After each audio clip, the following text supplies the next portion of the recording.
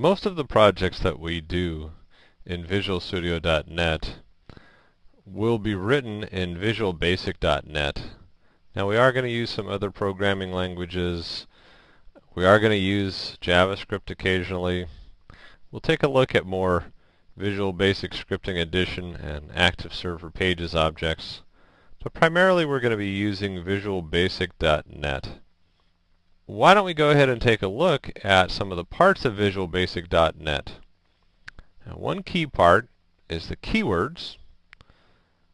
If we go to Start, Programs, VisualStudio.net, and then go to the documentation,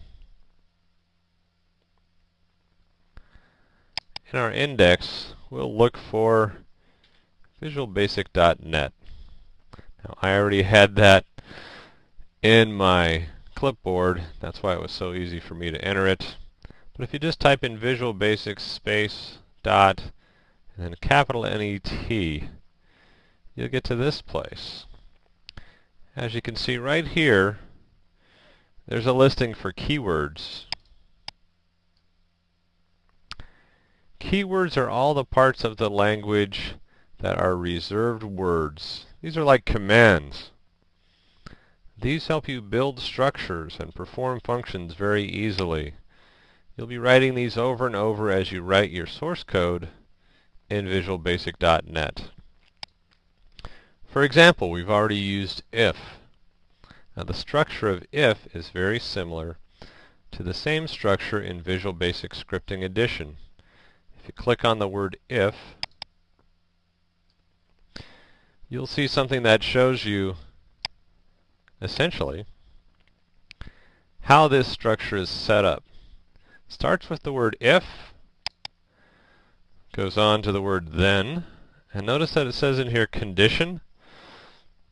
What that means is that inside here you put a condition for this structure to check for, such as if the value of a particular text field equals a value that I code into here. Then, and if it does equal that value, then these statements run. Statements can be anything. More if structures, for loops. You can simply print back to the browser or print out to an application some value.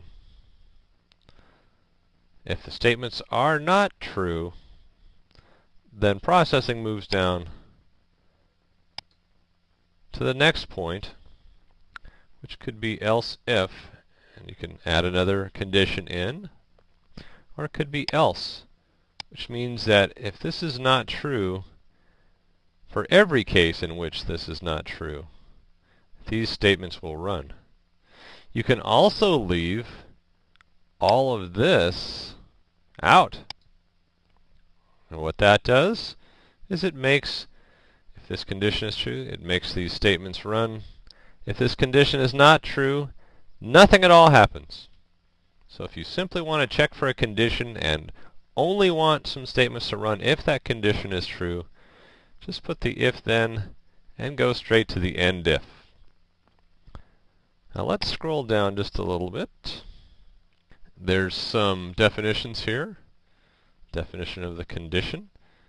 It'll be an expression, and we'll talk more about that in just a bit.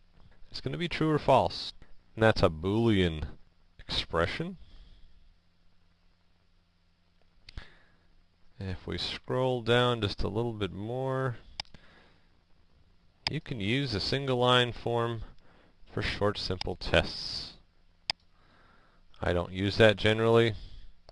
I like my examples to look something like this. That way you always know where your statements are and what's going to happen when the statements run. The single line form is not that easy to read.